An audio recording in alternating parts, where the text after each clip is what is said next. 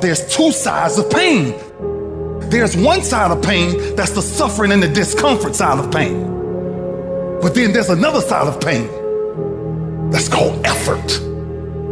It's called glory.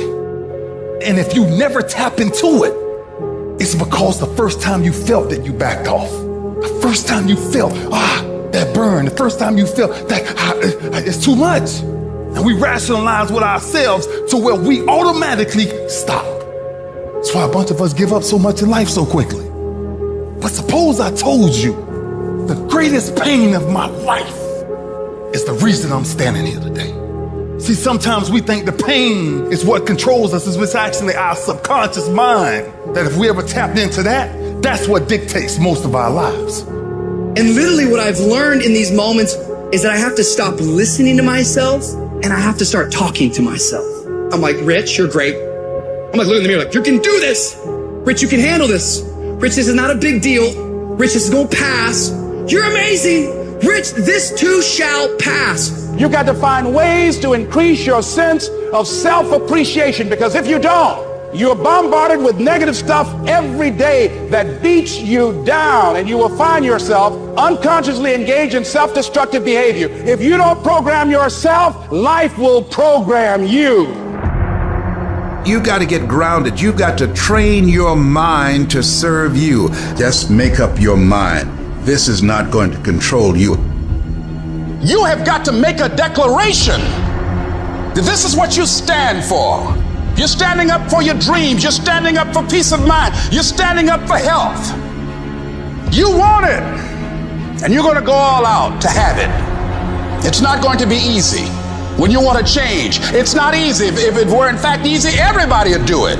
But if you're serious, you'll go all out and say, in spite of this, I'm in control here. I'm going to turn this situation around. I'm not going to sit back and moan and cry over what happened and what went wrong and who did what. I'm going to do something about this situation. When God gives you a dream, the dream will always be tested. The pressure in your life right now has a purpose. It's not crushing you. It's pushing what's on the inside of you out.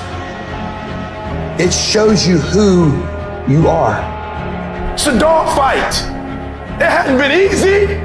It's a dog fight. The road hadn't been success. Like it's just a paved road, and like each he go this way, it's been rough.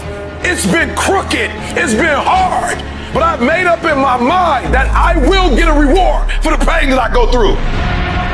I will not stop in the middle of the process. I will not be defeated. I will not be destroyed. I will take everything that happens in my life and I will allow the pain to push me to greatness. You will not break me. You will not stop me. You will not defeat me. The only way I lose is if I quit. It's going to be a dog fight. I choose to fight back. Life is rough. You can allow it to destroy you, or you can allow it to build you up. Draw the line, ladies and gentlemen, and just say enough is enough. Get out of that narrow-mindedness. Get out of that defeated mentality. Get away from that circle. Get away from those people that don't wish you any good. Get away from those people that don't want you to succeed. Get out of the tent. Get out!